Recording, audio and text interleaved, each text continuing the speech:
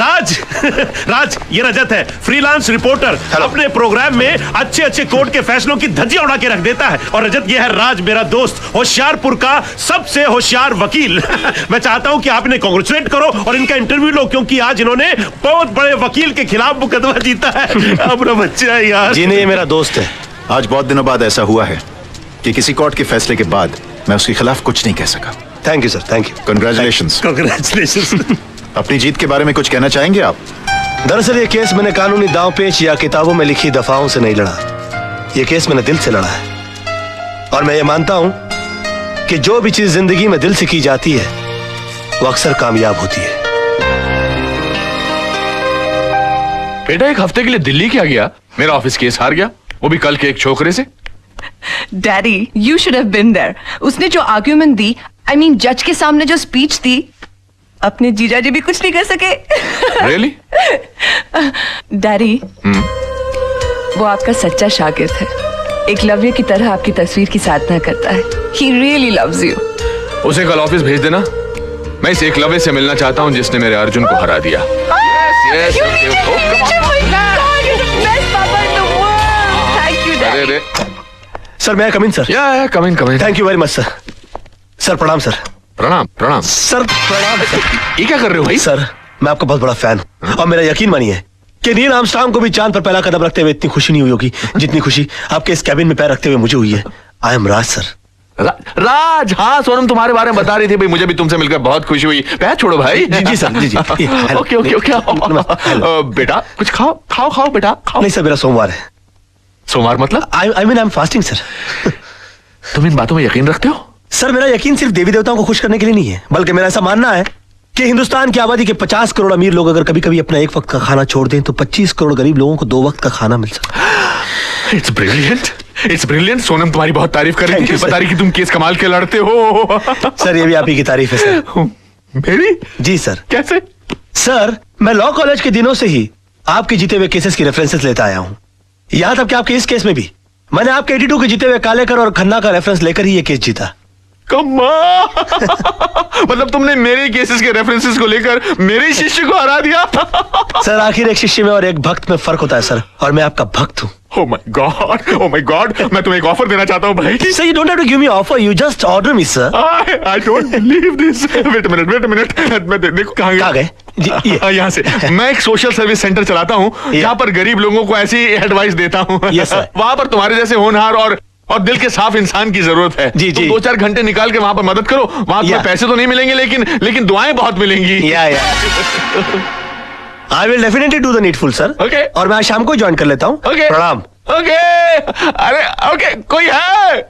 चला, कोई भी आदमी ऐसे बड़ा आदमी नहीं बन जाता। गजब का शुरू आदमी है यार, फोकट में ही काम करा लेना चाहता है। और ससुर ने एक बार भी नहीं पूछा कि बेटा तेरा उपवास है तो दूध पी ले, फ्रूट खा ले। अरे भाई, पानी पूरी लगाना भाई। जी सर। इससे पहले कि मैं बेहोश हो जाऊं और मुझ पे पानी मारना पड़े, पानी पूरी खा लूं तो बेटर है ना। ये लीजिए।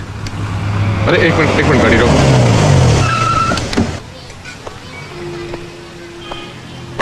अरे राज बेटा।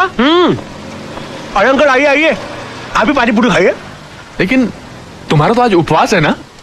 उपवास है नहीं अंकल, उपवास था, लेकिन मुझे मजबूरन तोड़ना पड़ा। तोड़ना पड़ा? हाँ, इस बेचारे गरीब की बीवी बीमार है और मैंने जब इसे कहा कि तुम मुझसे मदद ले लो तो इसने नाक कर दी। बड़ा खुददार आदमी है। कहता कि मेरी बीवी मर जाएगी लेकिन मैं भीख नहीं लूंगा। मैंने इसे कहा कि अगर तुम खुददार हो तो मैं भी खुददार हूं। आज मैं तुम्हारी सारी पारी पुड़िया खा जाऊंगा, लेकिन तुम्हारी बीवी के इलाज के खर्चे का सारा पैसा मैं भर के दूंगा तुमको। तुम अकेले नहीं हो दोस्त, मैं भी तुम्हारे साथ हूँ। मुझे भी लगाना भैया एक प्लेट। अरे और सुनो, सब ठीक हो जाएगा, घबराना मत। 25-30 लगाना प्लेट है। 25-30? ऐसा ना हो कि इसकी बीवी ठीक हो जाए और हम बीमार पड़ जाए। ऐसा नहीं होगा सर। जिनकी नीयत साफ उनका पेट साफ। चीयर्स। अच्छा। हाँ, चीयर्स।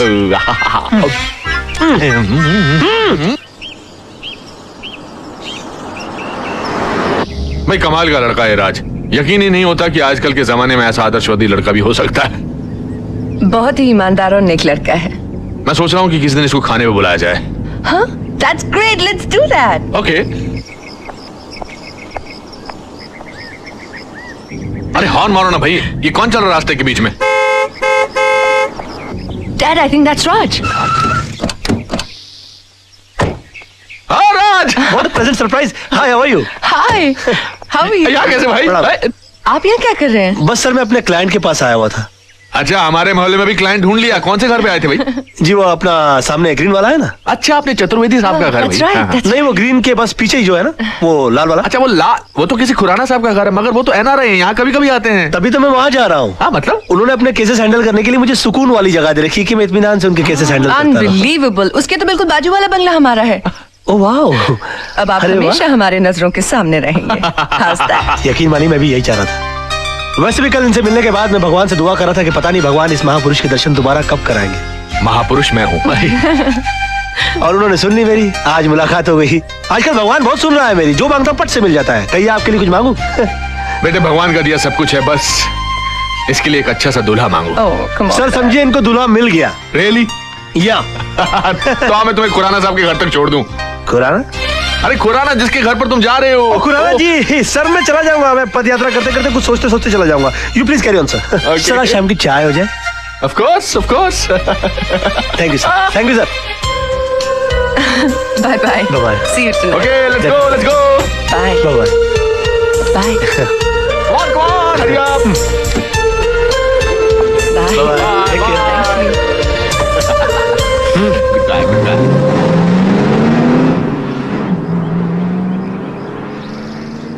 ए, रुको रुको रुको। Shut up! कोई गेट पर क्यों नहीं है? सब लोग अंदर क्या कर रहे हो तुम लोग? हाँ, कहाँ रहते हो तुम लोग? हम तो पीछे रहते हैं। पीछे? तुम्हें पगार पीछे रहने की मिलती है आगे रहने की? खुराना साहब को बोल के छुट्टी करा दूंगा सबकी। सुबह से फोन कर रहे हैं, कोई फोन क्यों नहीं उठा रहा आप लोग? अब खड़े खड़े मेरा मुंह क्या देख रहे हो? बंगला खोलो, मैं उनका वकील हूँ। और सुनो, कोई नौकर है कि नहीं अंदर? हाँ है। उसे कहो कि मेरे नहाने वाने का बंदोबस्त करे और मेरे खाने का बंदोबस्त करे। तेरे पास पैसे है कि नहीं? हाँ, खुराना साहब दे गए थे। बताया उन्होंने मुझे। ये पकड़ो बैग। जी। चलो सब वहां खड़ा रहे करो गेट पर। तुम चलो जी। वाह क्या बंगला है, और इस बंगले के मालिक का नाम है खुराना। अब मेरा क्या बिगाड़ लेगा जमाना? पापा, हमने अपनी तरफ से कोई कसर नहीं छोड़ी। फिर भी अगर केस का फैसला हमारे हक में नहीं होता तो हम क्या कर सकते हैं? हमेशा जीत हमारी हुई है, एक आधी हार से क्या फर्क अरे पड़ता है? सवाल हार या जीत का नहीं है, सवाल एक बेगुनाह इंसान को इंसाफ दिलाने का है। Dad. सोचो सोचो, इस बारे में सोचो, जरा दिमाग लगाओ, दिमाग लगाओ। पापा, आप जैसे जीनियस नहीं सोच सकते तो हमारी क्या औकात है? Thank you for calling me genius, पर बेटा सोचना तो पड़ेगा। सर वही तो सोचो। सोचो सोचो सोचो, सोचोगे नहीं तो केस हार जाएंगे बेटा। सर। आए, राज। बेटा क्या करते हो, डरा दिया है। हाय। Hello, Raj. लगता है किसी जबरदस्त केस की डिस्कशन चल रही है। कहीं तो मैं भी कुछ कंट्रीब्यूट करूं? आपका बोलना जरूरी था। क्यों? ये किसी चाल का मुकदमा या पार्टनरशिप डील की ड्राफ्टिंग नहीं चल रही है, मर्डर केस की डिस्कशन हो रही है, और इस डिस्कशन के लिए आप बहुत छोटे हैं। गुस्ताखी के लिए माफी चाहता हूं, मगर रावण ने भी हनुमान जी को एक मामूली वानर समझा था, और फिर उन्होंने सारी लंका में आग लगा दी थी। वाह, क्या बात है, क्या बात है। हाँ। जीजा जी, कभी किसी को अंडर एस्टिमेट नहीं करना चाहिए। सर आप ये मनोहर तांबे के केस को लेकर परेशान हो रहे वही हैं? तो बात है यार, समझ में नहीं आ रहा क्या कर। ये मनोहर तांबे वही है ना जिसके साथी ने उसके ऊपर जानलेवा हमला किया और उसने अपने सेल्फ डिफेंस में उसका मर्डर कर दिया? हाँ, या। मगर सर जज को इस बात पर कन्विंस करना बहुत डिफिकल्ट है, क्योंकि जज ने उसके खिलाफ बहुत अजीब सी राय कायम कर ली है, क्योंकि वो 3 साल से सजा काट रहा है चोरी के इल्जाम में। और उसके जितने केस के जितने आई विटनेस है वो सारे के सारे गुनहगार हैं। और पॉइंट ये है कि अदालत किसी गुनहगार की बात का विश्वास क्यों करेगी? तुम्हें तो इस केस की सारी हिस्ट्री मालूम है।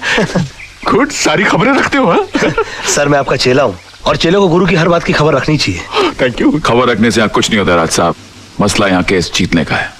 उसका हल भी है मेरे पास। मेरे पास एक ऐसा सबूत है जिसे जज के सामने पेश करते ही ये बात साबित हो सकती है कि सेल्फ डिफेंस में आदमी किसी का भी मर्डर कर सकता है। कैसे? ऐसे। ये